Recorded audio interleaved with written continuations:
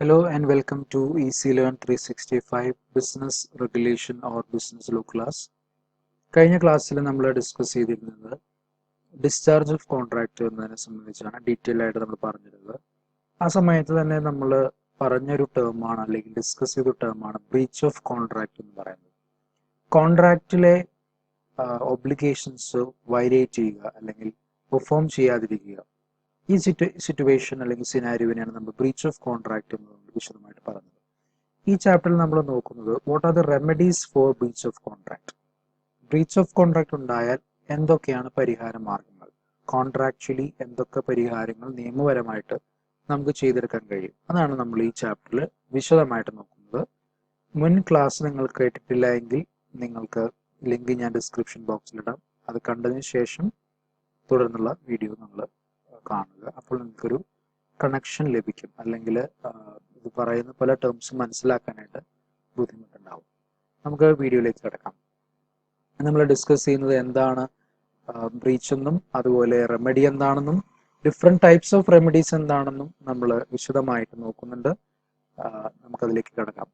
Breach of contract എന്ന് പറയുന്നത് എപ്പോഴാണ് അല്ലെങ്കിൽ എന്താണെന്ന് നോക്കാം. Breach of contract occurs when any party to the contract fails to perform its part of contract.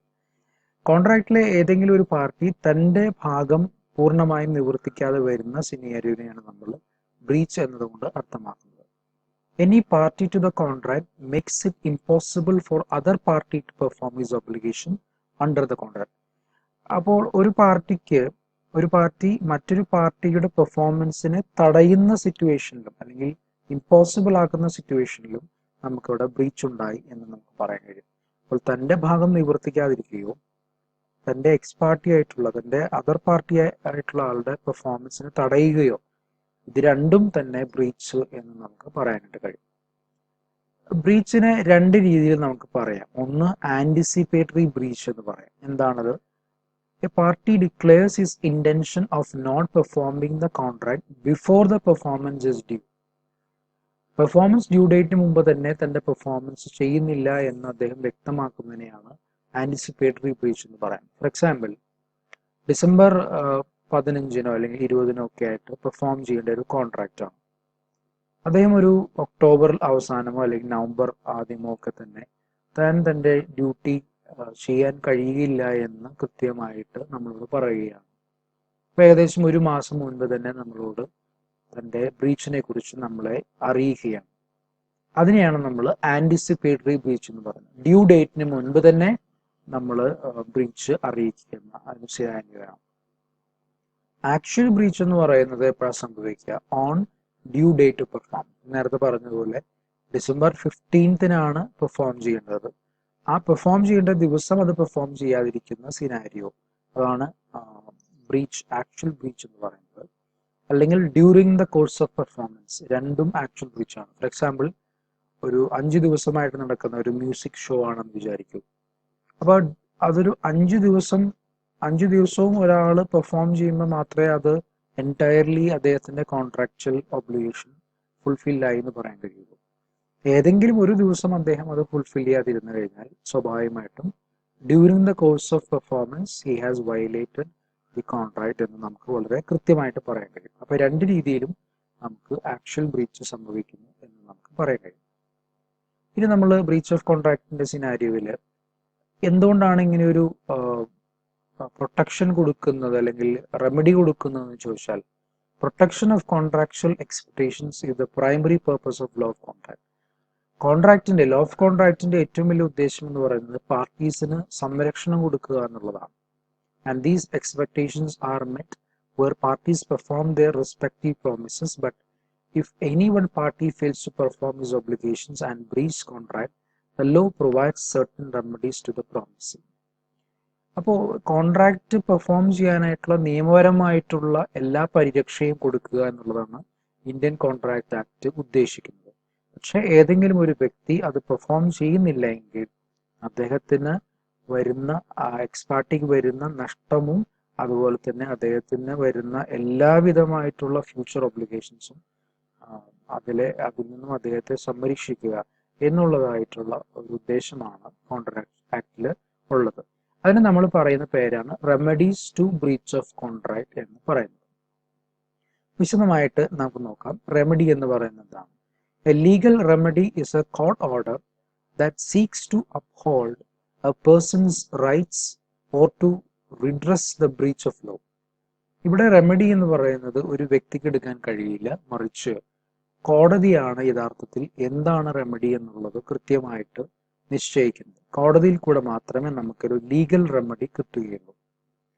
When one party breaches a contract, the other party may ask a court to provide a remedy for the breach.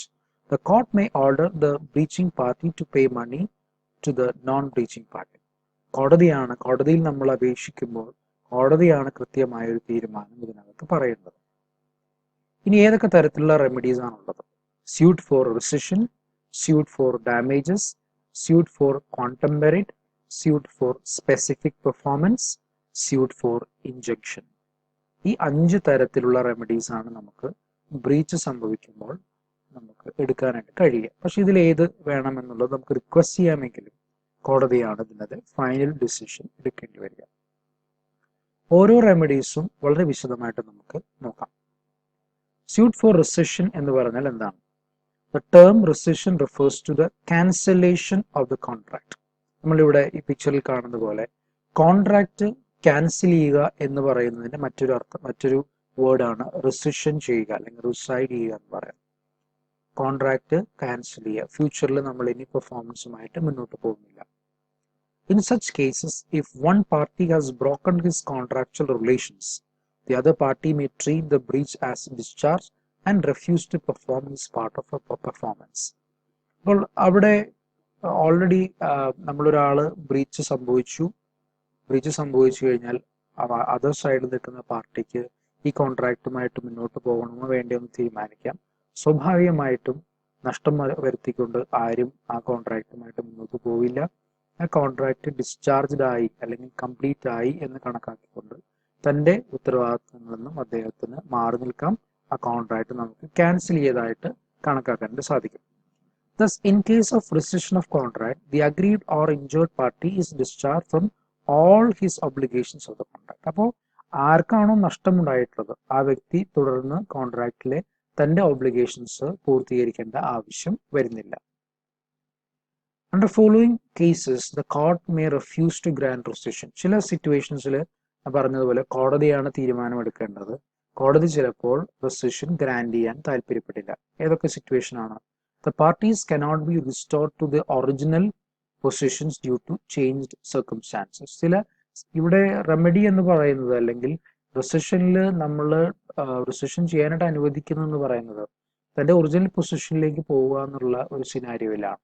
പക്ഷെ ഇവിടെ ഈ contract ഇവിടെ cancel ചെയ്യപ്പെട്ട് കഴിഞ്ഞാൽ തൻ്റെ original position അല്ലെങ്കിൽ തൻ്റെ contract തുടങ്ങുന്നതിന് മുമ്പുണ്ടായിരുന്ന തൻ്റെ ഫിനാൻഷ്യൽ പൊസിഷൻ അല്ലെങ്കിൽ തൻ്റെ ഒരു സോഷ്യൽ സ്റ്റാറ്റസിലേക്ക് അദ്ദേഹത്തിന് തിരിച്ചു പോകാൻ കഴിയില്ല എന്നുള്ളത് കൊണ്ട് തന്നെ കോൺട്രാക്റ്റ് ക്യാൻസൽ ചെയ്യാൻ പാടില്ല എന്ന് പറയുകയും തുടർന്ന് മറ്റു തരം റെമഡീസിലേക്ക് അദ്ദേഹത്തെ നിർദ്ദേശിക്കുകയും ചെയ്യും. അത് നമുക്ക് വിശദമായിട്ട് നോക്കാം. The parties has acquired rights in good faith and value during subsistence of contract. അപ്പോൾ വളരെ ഗുഡ് ഫെയ്ത്തിലാണ്. Good faith, utmost good faith എന്നുള്ള ടേം നമ്മൾ ഡിസ്കസ് ചെയ്തിട്ടുള്ളതാണ്. ഗുഡ് ഫെയ്ത്ത് എന്നുള്ളതായ ഒരു കോൺസെപ്റ്റിൽ അല്ലെങ്കിൽ വളരെ വിശ്വാസത്തോടു കൂടിയാണ് ഈ പറയുന്ന റൈറ്റ്സ് അക്വയർ ചെയ്തത് എന്നുള്ള ഒരു കാര്യമുണ്ട് എങ്കിൽ തീർച്ചയായും നമുക്ക് കോൺട്രാക്ട് ക്യാൻസൽ ചെയ്യേണ്ട. അതിന് മറ്റു പരിഹാരങ്ങൾ കോടതി നിർദ്ദേശിക്കും. Only a part of the contract is rescinded and this part can't be separated from the rest of the contract. ഒരു കോൺട്രാക്റ്റിന്റെ ഒരു ഭാഗം മാത്രമേ ക്യാൻസൽ ചെയ്യുന്നുള്ളൂ. കുറേയധികം ഒബ്ലിഗേഷൻസ് ഉള്ള ഒരു കോൺട്രാക്ട് ആണ്. അതിലെ ഒരു ഭാഗം മാത്രമേ ക്യാൻസൽ ചെയ്യുന്നുള്ളൂ എങ്കിൽ ആ കോൺട്രാക്റ്റ് ചിലപ്പോൾ ഇൻസെപ്പറബിൾ ആകാം. എന്ന് പറഞ്ഞാൽ കോൺട്രാക്റ്റിലെ മറ്റ് ഒബ്ലിഗേഷൻസ് ഒരിക്കലും പിന്നെ വിച്ച്സ്റ്റാൻഡ് ചെയ്യാൻ കഴിയില്ല. ഒരുമിച്ച് മാത്രമേ നിൽക്കുകയുള്ളൂ എന്നുണ്ടെങ്കിൽ നമുക്ക് കോൺട്രാക്റ്റ് ക്യാൻസൽ ചെയ്യാൻ കഴിയില്ല, മുന്നോട്ട് പോകേണ്ടതായിട്ട് വരും. But if a person rightfully rescinded, he is entitled to compensation for any damage which has sustained through non-fulfillment of the contract by other party. കൃത്യമായിട്ട് നമ്മൾ കോൺട്രാക്ട് ക്യാൻസൽ ചെയ്ത് കഴിഞ്ഞാൽ കോടതി ഉത്തരവ് പ്രകാരം നമുക്ക് അതിനുള്ള കോമ്പൻസേഷൻ ലഭിക്കുന്നതിനുള്ള സാഹചര്യം ഉണ്ടാകും. ഒരു എക്സാമ്പിളോട് നോക്കാം. A contracts to supply 10 kg of tea leaves for rupees 8,000 to B on 15th June. If A does not supply the tea leaves on the appointed day, B need not to pay the price. B may treat the contract as rescinded and may sit quietly at home. B may also file a suit for rescission and claim damages. കൃത്യസമയത്ത് അദ്ദേഹത്തിന് അത് supply ചെയ്യാൻ കഴിഞ്ഞില്ല എന്ന് വരുമ്പോൾ നമുക്ക് തുടർന്ന് ബിയുടെ കോൺട്രാക്ച്വൽ ഒബ്ലിഗേഷൻ ആയിട്ടുള്ള പേയ്മെന്റ് ഓഫ് പ്രൈസ് അത് മുന്നോട്ട് വെക്കേണ്ട ആവശ്യമില്ല, പേയ്മെന്റ് ചെയ്യേണ്ട കാര്യമില്ല. എന്ന് മാത്രമല്ല, ആ കോൺട്രാക്ട് ക്യാൻസൽ ചെയ്യാനായിട്ട് കോടതിയോട് ആവശ്യപ്പെടാം. തനിക്കുണ്ടായ നഷ്ടം, അതായത് ടീ ലീവ്സ് സപ്ലൈ ചെയ്യാതെ വന്നതുകൊണ്ടുണ്ടായ നഷ്ടം, അത് എത്രയെന്ന് കോടതിയെ ചൂണ്ടിക്കാണിക്കുകയും ആ നഷ്ടം നികത്താനായിട്ട് ആവശ്യപ്പെടുകയും ചെയ്യാം. A promises to B to supply 10 bags of cement on a certain day. B agrees to pay the price after the receipt of the goods. A does not supply the goods. B is discharged from the liability to pay the price. Same scenario തന്നെയാണ്. കൃത്യമായിട്ടുള്ള ഒരു ദിവസം അത് supply ചെയ്യാതിരിക്കുമ്പോൾ തനിക്കുണ്ടാവുന്ന നഷ്ടം കണക്കിലെടുത്തുകൊണ്ട് ആ contract cancel ചെയ്യാവുന്നതാണ്. ഇതാണ് നമ്മൾ കോൺട്രാക്റ്റിലെ ഏറ്റവും ആദ്യത്തെ ഒരു റെമഡി എന്ന് പറയുന്നത്, കോൺട്രാക്റ്റ് ക്യാൻസൽ ചെയ്യുക എന്നുള്ളതാണ്. അടുത്തത് സ്യൂട്ട് ഫോർ ഡാമേജസ് ആണ്. Damages are a monetary compensation allowed to the injured party for the loss or injury suffered by him as a result of the breach of contract. തനിക്ക് ആവശ്യമായിട്ടുള്ള monetary compensation ആവശ്യപ്പെട്ടുകൊണ്ട് കോടതിയെ സമീപിക്കുന്ന ഒരു റെമഡിയാണ് suit for damages എന്ന് പറയുന്നത്. The fundamental principle underlying damages is not punishment but to compensate the aggrieved party for the loss suffered by him in the original position as he would have been. ഇവിടെ കോടതിയിൽ ഒരാളെ ശിക്ഷിക്കുക, തന്നെ ജയിലിലടയ്ക്കുക എന്നുള്ള അർത്ഥത്തിലല്ല ഇവിടെ കോടതിയെ സമീപിക്കുന്നത്, മറിച്ച് തനിക്ക് ആവശ്യമായിട്ടുള്ള മോണിറ്ററി കോമ്പൻസേഷൻ ലഭിക്കുക എന്നുള്ള അർത്ഥത്തിൽ, അതായത് താൻ ഈ കോൺട്രാക്റ്റ് ആരംഭിക്കുമ്പോൾ ഏത് സാമ്പത്തിക അവസ്ഥയിലായിരുന്നോ ആ അവസ്ഥയിലേക്ക് തന്നെ തിരിച്ചു കൊണ്ടുപോവുക എന്നുള്ള അർത്ഥത്തിൽ കോടതിയെ സമീപിക്കുന്ന ഒരു സിനാരിയോ ആണത്. ടൈപ്സ് ഓഫ് ഡാമേജസ് 4 തരത്തിലാണ് നമുക്ക് പറയാനായിട്ട് കഴിയുക. Ordinary, special, exemplary and nominal damages. വിശദമായിട്ട് ഇതിനെക്കുറിച്ച് നമുക്ക് നോക്കാം. General or ordinary or compensatory damages ആണ് ആദ്യമായിട്ട് വരുന്നത്. On the breach of contract, the suffering party may incur some damages arising naturally. In the usual course of events, even if the suffering party knew about the likely damages if the contract was breached, he can claim compensation for such losses. ചില സാധാരണമായിട്ടുള്ള നഷ്ടങ്ങൾ, ഒരു contract cancel ചെയ്യപ്പെടുന്ന സമയത്ത് അല്ലെങ്കിൽ contract breach ചെയ്യപ്പെടുന്ന സമയത്ത് ഉണ്ടാകുന്ന സാധാരണ നഷ്ടങ്ങൾ, ഇതിനെയാണ് നമ്മൾ general or ordinary or compensatory damage എന്ന് പറയുന്നത്. ഒരു എക്സാമ്പിൾ നോക്കാം. Peter agrees to sell and deliver 10 bags of potatoes to John for rupees 5,000 after 2 months. On the date of delivery, the price of potatoes increases and Peter refuses to perform his promise. John purchases 10 bags of potatoes for rupees 5,500. He can receive rupees 500 from Peter as ordinary damage arising directly from breach. അപ്പോൾ ഇവിടെ contract cancel ചെയ്യപ്പെട്ട സാഹചര്യത്തിൽ അല്ലെങ്കിൽ breach ചെയ്യപ്പെട്ട സാഹചര്യത്തിൽ അദ്ദേഹത്തിന് മാർക്കറ്റിൽ നിന്നും അഡീഷണൽ ആയിട്ട് പൈസ കൊടുത്ത് പൊട്ടറ്റോസ് വാങ്ങിക്കേണ്ട സാഹചര്യം ഉണ്ടായി. അതിന് അദ്ദേഹം 500 രൂപ അഡീഷണലായി മാർക്കറ്റിൽ നിന്ന് കൊടുക്കേണ്ടി വന്നു. ആ അഡീഷണലായി വന്ന നഷ്ടം ബെയർ ചെയ്യാൻ പീറ്റർ എന്ന് പറയുന്ന ആൾ ബാധ്യസ്ഥരാണ്. ആ ജോണിന് ആ ഒരു ക്ലെയിം അദ്ദേഹത്തിൽ നിന്നും ചെയ്യാനായിട്ട് സാധിക്കും, ആ ഡാമേജ് ക്ലെയിം ചെയ്യാനായിട്ട് സാധിക്കും. ഇതാണ് ജനറൽ അല്ലെങ്കിൽ ഓർഡിനറി അല്ലെങ്കിൽ കോമ്പൻസേറ്ററി ഡാമേജ് എന്ന് പറയുന്നത്. സ്പെഷ്യൽ ഡാമേജ് എപ്പോഴാണ് ഉണ്ടാകുന്നത്? A party to a contract might receive a notice of special circumstances affecting the contract. In such cases if he breaches the contract then he is liable for the ordinary damages plus special damages. തനിക്കുണ്ടാകുന്ന ordinary ഡാമേജസിന് പുറമേ ചില special ഡാമേജുകൾ അദ്ദേഹത്തിന് ഉണ്ടാവുകയാണെങ്കിൽ അതിനും കൂടെ compensation ലഭിക്കാനായിട്ട് സാധ്യതയുണ്ട്. ഇവിടെ ഒരു എക്സാമ്പിൾ നമുക്ക് നോക്കാം. Peter hired the service of John, a goods transporter, to deliver a machine to his factory urgently.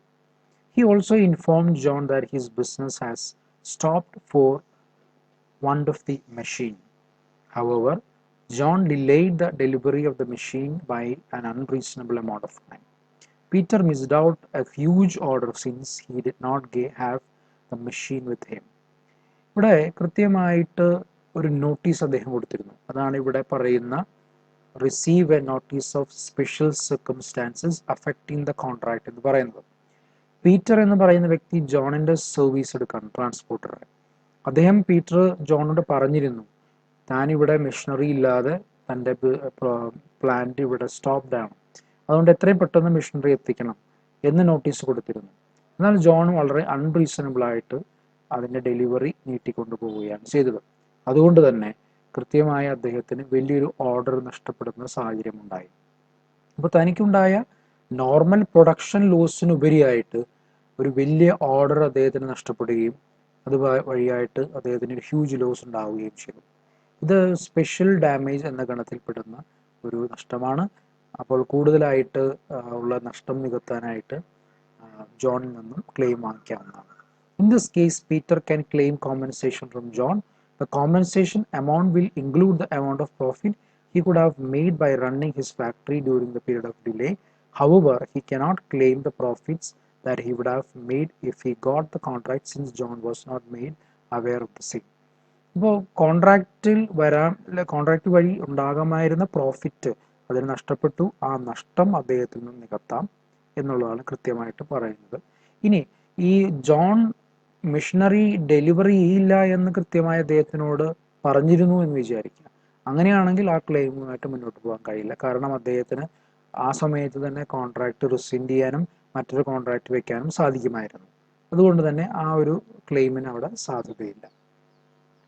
ഇനി exemplary or punitive or vindictive damage എന്ന് പറയുന്നത് നോക്കാം.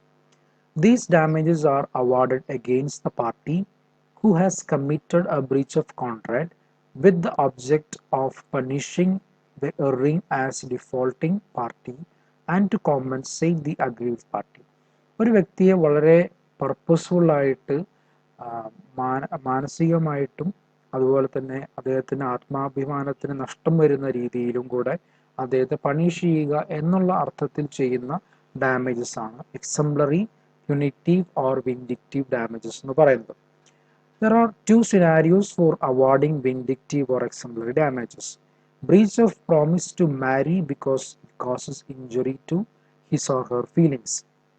അവിടെ മാരേജ് കോൺട്രാക്റ്റിൽ ഏർപ്പെട്ടതിന് ശേഷം പിന്നീട് മാരേജ് ചെയ്യാതിരിക്കുന്ന സിനാരിയോ.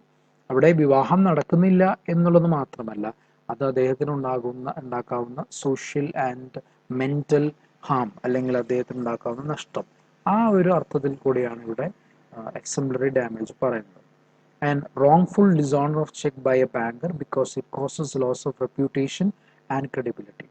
ഞാൻ കൊടുത്തിരിക്കുന്ന ഒരു ചെക്ക് അത് റോങ്ഫുൾ ആയിട്ട് ഡിസോണർ ചെയ്യുക എന്ന് പറഞ്ഞാൽ ബാങ്ക് അക്കൗണ്ടിൽ ബാലൻസ് ഉണ്ടായിട്ടും ബാങ്ക് അത് ഡിസോണർ ചെയ്യുന്ന ഒരു സാഹചര്യം വന്നാൽ അവിടെ ചെക്ക് മടങ്ങുന്നു എന്നുള്ളത് എൻ്റെ റെപ്യൂട്ടേഷനെയും ക്രെഡിബിലിറ്റിയെയും ബാധിക്കുന്നു എന്നുള്ള ഒരു അർത്ഥത്തിൽ കൂടെ ഇവിടെ പണിഷ്മെന്റിന് നമ്മൾ കാണേണ്ടി വരും, ഡാമേജിനെ നമ്മൾ കാണേണ്ടി വരും.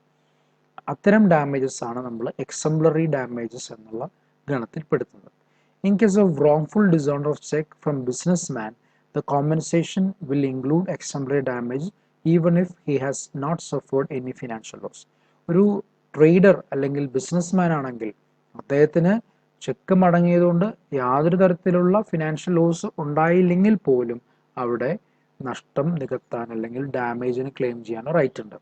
However, a non-trader is not awarded heavy compensation unless the damage are alleged and proved as special damage. For example, ഒരു കൃഷിക്കാരൻ, ഒരു ഫാർമർ ആണെന്ന് വിചാരിക്കും, അദ്ദേഹത്തെ ഒരു നിർഭാഗ്യവശാൽ ഒരു ട്രേഡറായിട്ട് കണക്കാക്കുന്നില്ല.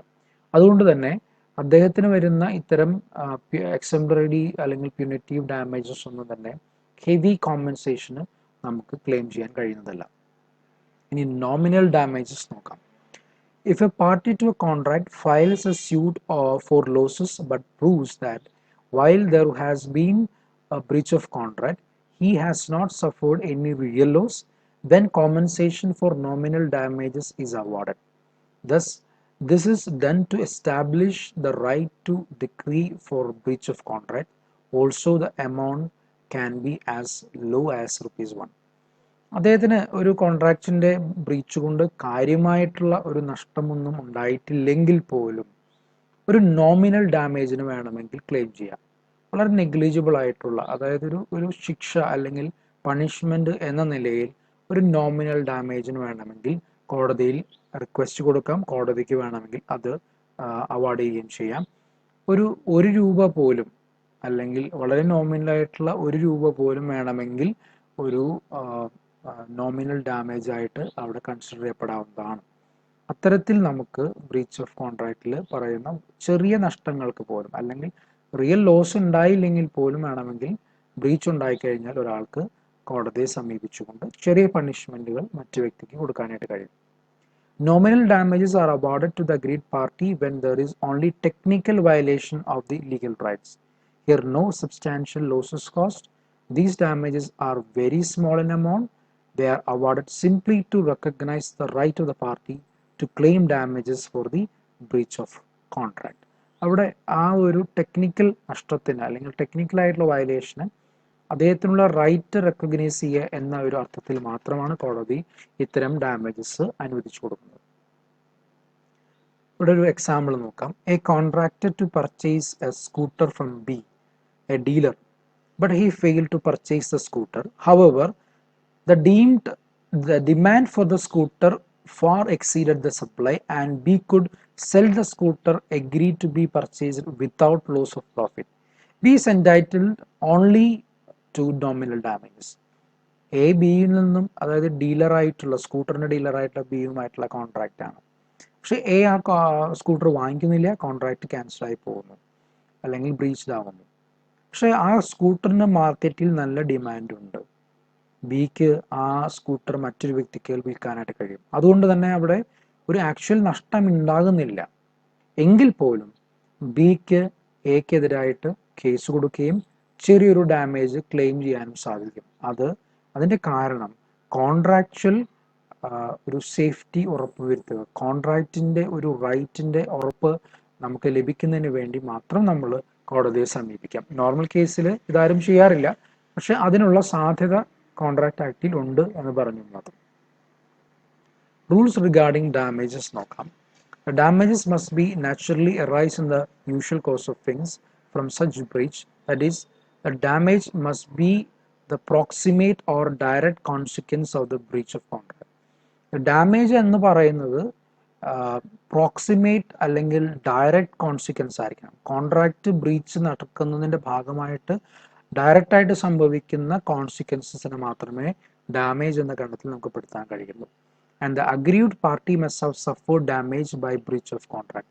കൃത്യമായി ഒരു നഷ്ടം ഒരു അഗ്രീവ്ഡ് പാർട്ടിക്ക് ഉണ്ടായിരിക്കണം, എങ്കിൽ മാത്രമേ ഡാമേജ് ക്ലെയിം ചെയ്യാൻ പറ്റുള്ളൂ.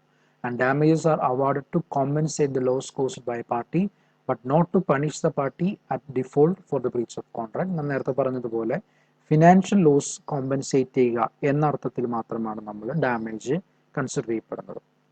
Amount of damages can be decided at the time of agreement by the mutual consent of both parties.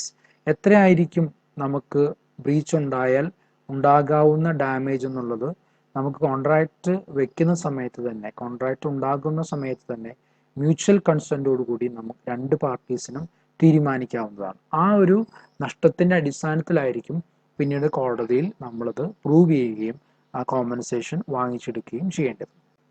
അടുത്തൊരു റെമഡി എന്ന് പറയുന്നത് സ്യൂട്ട് ഫോർ ക്വാണ്ടം മെറിറ്റ് എന്നുള്ളതാണ്. വളരെ വിചിത്രമായ ഒരു ടേമായിട്ട് നമുക്ക് തോന്നാം. എന്താണ് അതിൻ്റെ അർത്ഥം നോക്കാം. It means as much as earned or in proportion to the work done. രണ്ട് രീതിയിൽ നമുക്ക് പറയാം. കിട്ടിയത് വെച്ച് നമ്മൾ കോൺട്രാക്റ്റ് അവസാനിപ്പിക്കുക, അല്ലെങ്കിൽ ചെയ്തത് വെച്ച് നമ്മൾ കോൺട്രാക്റ്റ് അവസാനിപ്പിക്കുക. ഇതാണ് അതിൻ്റെ മലയാളത്തിൽ പറഞ്ഞാൽ. നമുക്കതിൻ്റെ എക്സാമ്പിൾ വരുമ്പോൾ വിശദമായിട്ട് നോക്കാം. The phrase quantum merit literally means when a person has begun the work and before he could complete it, the other party terminates the contract or does something which it makes impossible for the other party to complete the contract. he can claim for the work done under the contract so far the party has done.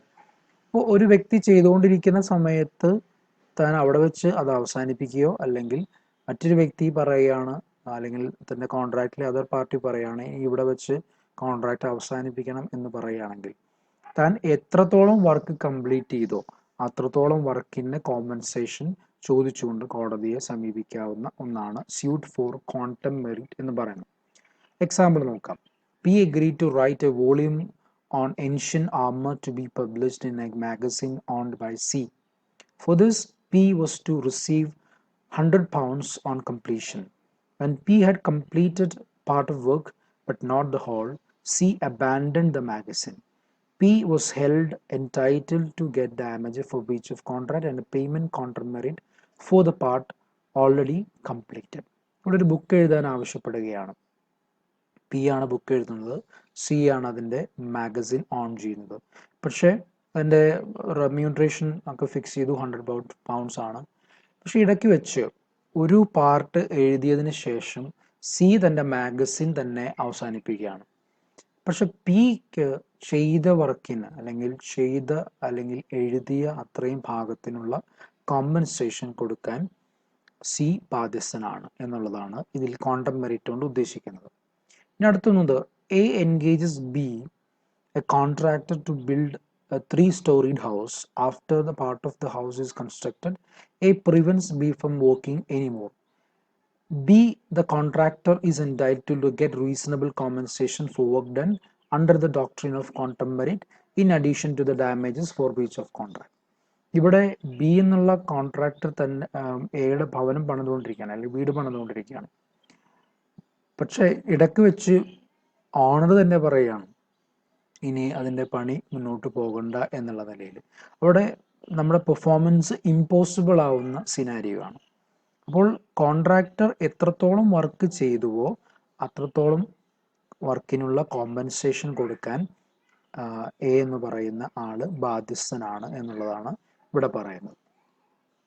ഇനി അടുത്തൊരു ഒരു remedy എന്ന് പറയുന്നത് suit for specific performance എന്നുള്ളതാണ്. അതെന്താണെന്ന് നോക്കാം. Specific performance means the actual carrying out of the contract as agreed. കോൺട്രാക്റ്റിൽ breach സംഭവിച്ചു കഴിഞ്ഞാൽ ആ ബ്രീച്ചുമായി കോൺട്രാക്റ്റ് ക്യാൻസൽ ചെയ്യുന്നതിന് പകരം കോൺട്രാക്റ്റിലെ ഒബ്ലിഗേഷൻസ് കൃത്യമായി ഫുൾഫില്ല് ചെയ്യുക എന്നുള്ള രീതിയിൽ കോടതിക്ക് വേണമെങ്കിൽ ഒരു ഓർഡർ കൊടുക്കാവുന്നതാണ്. അതിനെയാണ് സ്പെസിഫിക് പെർഫോമൻസ്. കോൺട്രാക്റ്റിലെ ഒബ്ലിഗേഷൻസ് സ്പെസിഫൈ ചെയ്ത് പെർഫോം ചെയ്യുക എന്നുള്ളതാണ്. Under certain circumstances, an aggrieved party may file a suit for specific performance, that is, for decree by the court directing the defendant to actually perform the promise that he has made. എന്താണോ promise ചെയ്തിരുന്നത് അത് perform ചെയ്യാനായിട്ട് ആവശ്യപ്പെടുക. Such a suit may be filed either instead or in addition to a suit for damages. ഡാമേജിനുള്ള സ്യൂട്ടിനോടൊപ്പം തന്നെ വേണമെങ്കിൽ specific പെർഫോമൻസിനും ആവശ്യപ്പെടാം. അപ്പോൾ രണ്ടും ഒരുമിച്ച് ലഭിക്കുന്ന സാഹചര്യം ഉണ്ടാകും. Specific performance will not be granted in some situations. ചില സാഹചര്യങ്ങൾ അത് സാധിക്കില്ല. എവിടെയാണ്? Damages are an adequate remedy. അപ്പോൾ ഡാമേജ് അല്ലെങ്കിൽ ഫിനാൻഷ്യൽ കോമ്പൻസേഷൻ കൊടുത്തത് തന്നെ നമുക്ക് വളരെ സഫീഷ്യൻ്റ് ആയിട്ടുള്ള ഒരു റെമഡി ആയിട്ട് കോടതിക്ക് തോന്നുകയാണെങ്കിൽ പിന്നീട് നമ്മൾ സ്പെസിഫിക് പെർഫോമൻസ് ചെയ്യാൻ കോടതി സമ്മതിക്കില്ല. Contract is not certain or is inequitable to either party. Contract certain അല്ലെങ്കിൽ പിന്നെ കോൺട്രാക്റ്റുമായിട്ട് മുന്നോട്ട് പോകാൻ കഴിയില്ല. അത് നമ്മൾ കോൺട്രാക്റ്റിൻ്റെ ഫീച്ചേഴ്സ് പഠിച്ച സമയത്ത് പഠിച്ചതാണ്. ഇൻഇക്വിറ്റബിൾ എന്ന് പറഞ്ഞാൽ രണ്ടുപേർക്കും ഈക്വൽ ആയിട്ട് ബെനിഫിറ്റ് കിട്ടുന്ന രീതിയിലല്ല കോൺട്രാക്ട് ഫ്രെയിം ചെയ്തിരിക്കുന്നത്. അങ്ങനെ ഒരു സാഹചര്യത്തിൽ ഒരിക്കലും കോടതിക്ക് കോൺട്രാക്റ്റുമായിട്ട് മുന്നോട്ട് പോകാനായിട്ട് പറയാൻ കഴിയില്ല. Contract is in its nature revocable ആയിട്ടുള്ള, അതായത് ക്യാൻസൽ ചെയ്യേണ്ടതായിട്ടുള്ള ഒരു കോൺട്രാക്റ്റാണ് ബൈ നേച്ചർ. ഫോർ എക്സാമ്പിൾ, വളരെ ഇല്ലീഗലായിട്ടുള്ള ഏതെങ്കിലും ഒരു പ്രോഡക്റ്റ് സപ്ലൈ ചെയ്യണമെന്നുള്ളൊരു കോൺട്രാക്റ്റിലാണ് ഏർപ്പെട്ടിരിക്കുന്നതെങ്കിൽ അത് കോടതിക്ക് സ്പെസിഫിക് പെർഫോമൻസ് ചെയ്യാനായിട്ട് പറയാൻ കഴിയില്ല. ഫോർ എക്സാമ്പിൾ ഒരു ഡ്രഗ്സോ അല്ലെങ്കിൽ ഒരു ആൽക്കഹോളോ അങ്ങനെ എന്തെങ്കിലും ഒരു ഇല്ലീഗലായിട്ടുള്ളൊരു കമ്മോഡിറ്റിയാണ് അവിടെ ട്രാൻസ്ഫർ ചെയ്യപ്പെടേണ്ടതെങ്കിൽ അവിടെ അത് ട്രാൻസ്ഫർ ചെയ്യാൻ കോടതി ഒരിക്കലും ആവശ്യപ്പെടില്ല. The contract is made by trustees in breach of their trust.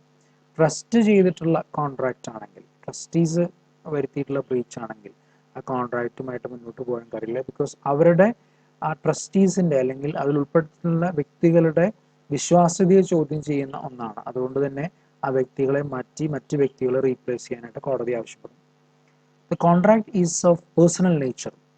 Contract to marry, contract for any authors, അപ്പോൾ സിംഗിങ്, അങ്ങനെയുള്ള ചില കാര്യങ്ങളുണ്ടാവാം. അത്തരം കാര്യങ്ങളിൽ വ്യക്തിപരമാണ്, പേഴ്സണൽ നേച്ചറാണ്. അതിനൊരു സ്പെസിഫിക് പെർഫോമൻസ് ചെയ്യാനായിട്ട് പറയാനായിട്ട് സാധിക്കില്ല. കാരണം അവിടെ ബ്രീച്ച് സംഭവിച്ചു, പിന്നീട് അത് മുന്നോട്ട് പോകാനായിട്ട് കോടതിക്ക് പറയാൻ കഴിയാത്തത് അവിടെ ഒരു വിശ്വാസ്യതയുടെ പ്രശ്നം നിലനിൽക്കുന്നതുകൊണ്ടാണ്.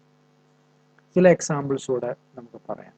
A agrees to buy and B agrees to sell a picture and 2 China vases. A may compel B specifically to perform the contract, for there is no standard for ascertaining the actual damage which would be caused by its non-performance. അവിടെ China vases എന്ന് പറയുന്ന ഒരു പ്രത്യേകതരം ഒരു പാത്രമാണ്. അതിനെ പെയിൻറ്റിങ്ങോടുകൂടി അത് present ചെയ്യുന്ന ഒരു പ്രോഡക്റ്റാണത്. അത് സപ്ലൈ ചെയ്യാനായിട്ട് ആവശ്യപ്പെട്ടുകൊണ്ടുള്ളൊരു കോൺട്രാക്റ്റാണ്. പക്ഷേ അത് എത്രത്തോളം അത് ബ്രീച്ച് സംഭവിച്ചു കഴിഞ്ഞാൽ എത്രത്തോളം നഷ്ടമുണ്ടാകുമെന്ന് അസസ് ചെയ്യാൻ കഴിയാത്തതുണ്ട്. കാരണം അതൊരു ആൻറ്റിക് പ്രോഡക്റ്റാണ്. അത്തരം ആൻറ്റിക് പ്രോഡക്ട്സിൻ്റെ വാല്യൂ നിശ്ചയിക്കാൻ വളരെ ബുദ്ധിമുട്ടുള്ളതുകൊണ്ട് തന്നെ സ്പെസിഫിക് പെർഫോമൻസിന് തന്നെയാണ് കോടതി ആവശ്യപ്പെടുക. ഇതാണ് നമുക്ക് അതുമായി ബന്ധപ്പെട്ട എക്സാമ്പിളായിട്ട് നോക്കാവുന്നത്. അവസാനമായിട്ടുള്ള ഒരു റെമഡിയാണ് സ്യൂട്ട് ഫോർ ആൻ ഇൻജങ്ഷൻ എന്ന് പറയുന്നത്. Injunction is an order of a court restraining a person from doing a particular act. നമ്മൾ പലപ്പോഴും കേട്ടിട്ടുള്ള ഒരു വേർഡാണ് ഇൻജങ്ഷൻ, അല്ലെങ്കിൽ സ്റ്റേ എന്ന് പറയുന്ന വേർഡാണ് നമ്മൾ പരിചിതമായിട്ടുള്ള വേർഡ്. സ്റ്റേ ലഭിച്ചു എന്ന് പറയും. ഇൻജങ്ഷൻ എന്ന് പറഞ്ഞാൽ ഒരു വ്യക്തിയുടെ ആക്ടിനെ കോടതി പ്രൊഹിബിറ്റ് ചെയ്യുന്നതിനെയാണ്. ഇന്നൊരു കാര്യം ചെയ്യരുത് എന്നുള്ള രീതിയിൽ കോടതി പ്രൊഹിബിറ്റ് ചെയ്യുന്നതാണ് ഇൻജങ്ഷൻ എന്ന് പറയുന്നത്. It is a mode of securing the specific performance of the negative terms of the contract. Negative ആയിട്ടുള്ള ഏതെങ്കിലും ടേംസ് ഓഫ് കോൺട്രാക്റ്റിനെ അതിൽ നിന്നും മറ്റൊരു വ്യക്തിയെ സേഫ് ചെയ്യുന്ന അല്ലെങ്കിൽ സെക്യൂർ ചെയ്യുന്ന ഒരു മോഡാണ് സ്യൂട്ട് ഫോർ ഇൻജങ്ഷൻ എന്ന് പറയുന്നത്. To put it differently, where a party is in breach of negative term of the contract, the court may, by issuing an injunction, restrain him from doing what he promised not to do. അപ്പോൾ അദ്ദേഹം ചെയ്യുമെന്നോ ചെയ്യില്ല എന്ന് പറയുന്ന ഏത് കാര്യമാണെങ്കിലും, ചെയ്യുമെന്ന് പറഞ്ഞ കാര്യമാണെങ്കിലും ചെയ്യില്ല എന്ന് പറയുന്ന കാര്യമാണെങ്കിലും അതിൽ നിന്നും അദ്ദേഹത്തെ മാറ്റി നിർത്തുന്നതിന് വേണ്ടി, തടയുന്നതിന് വേണ്ടിയുള്ള ഒന്നാണ് ഇൻജങ്ഷൻ ഓർഡേഴ്സ് എന്ന് പറയുന്നത്. എക്സാമ്പിൾ നോക്കിയാൽ വിശദമായിട്ട് മനസ്സിലാവും. A singer contracts with B, the manager of a theatre, to sing at his theatre for 1 year and to abstain from singing at other theatres during the theatre. She absents herself. B cannot compel A to sing at his theatre, but he may sue her for an injunction restraining her from singing at other theatres. അപ്പോൾ B manager ആയിരിക്കുന്ന ഒരു തിയേറ്ററിൽ പാടാനായിട്ട് എയോട് ആവശ്യപ്പെടുകയാണ്. പക്ഷേ ഏത് കോൺട്രാക്റ്റിൽ ഏർപ്പെട്ടെങ്കിലും perform ചെയ്യുന്നില്ല. അത്തരം സാഹചര്യത്തിൽ എനെ കമ്പൽ ചെയ്യാനായിട്ട് സാധിക്കില്ലെങ്കിലും മറ്റൊരു സ്ഥലത്ത് ഇതേ സമയത്ത് പാടുന്നത് അദ്ദേഹത്തിന് ഒഴിവാക്കാൻ കഴിയും. അത്തരം ഇൻജങ്ഷൻ ഓർഡേഴ്സ് നമുക്ക് പെർഫോം ചെയ്യാനായിട്ട് സാധിക്കും. G agreed to take the whole of his supply of electricity from a certain company. The agreement was held to import a negative promise that he would take none from elsewhere. He was therefore restrained by an injunction from buying electricity from any other company. അവിടെ ഇന്ന ഒരു കമ്പനിയിൽ നിന്നും electricity എടുക്കും എന്നതിനോടൊപ്പം തന്നെ മറ്റെവിടെ നിന്നും electricity എടുക്കുകയില്ല എന്നും ഒരു കോൺട്രാക്ച്വൽ ഒബ്ലിഗേഷൻ ഉണ്ടായിരുന്നു. അങ്ങനെ വരുമ്പോൾ ആ വ്യക്തി മറ്റെവിടെ നിന്നും ഇലക്ട്രിസിറ്റി എടുക്കുന്നില്ല എന്ന് ഉറപ്പുവരുത്താനായിട്ട് ഇൻജങ്ഷൻ ഓർഡറിലൂടെ നമുക്ക് സാധിക്കുന്നുള്ളതാണ്. അപ്പോൾ ബ്രീച്ച് ഓഫ് കോൺട്രാക്റ്റ് എന്താണെന്നും അതിൻ്റെ വിവിധങ്ങളായിട്ടുള്ള റെമഡീസും വിശദമായി നമ്മൾ ഈ ക്ലാസ്സിൽ ഡിസ്കസ് ചെയ്തു. നിങ്ങൾക്ക് ഈ ക്ലാസ് ഇഷ്ടപ്പെട്ടുവെങ്കിൽ നിങ്ങൾ ലൈക്ക് ചെയ്യുക, നിങ്ങളുടെ സുഹൃത്തുക്കൾക്കായിട്ട് ഷെയർ ചെയ്തു കൊടുക്കുക, നിങ്ങളുടെ സംശയങ്ങൾ കമൻറ്റ് ബോക്സിൽ ഇടുക. ചാനൽ ഇതുവരെയും സബ്സ്ക്രൈബ് ചെയ്തിട്ടില്ലെങ്കിൽ ചാനൽ സബ്സ്ക്രൈബ് ചെയ്യുക. ബെൽ ഐക്കൺ ഇനേബിൾ ചെയ്താൽ തുടർന്ന് വരുന്ന വീഡിയോസ് നിങ്ങൾക്ക് ലഭിക്കുന്നതായിരിക്കും. So thank you for watching Easy Learn 365 and keep watching Easy Learn 365.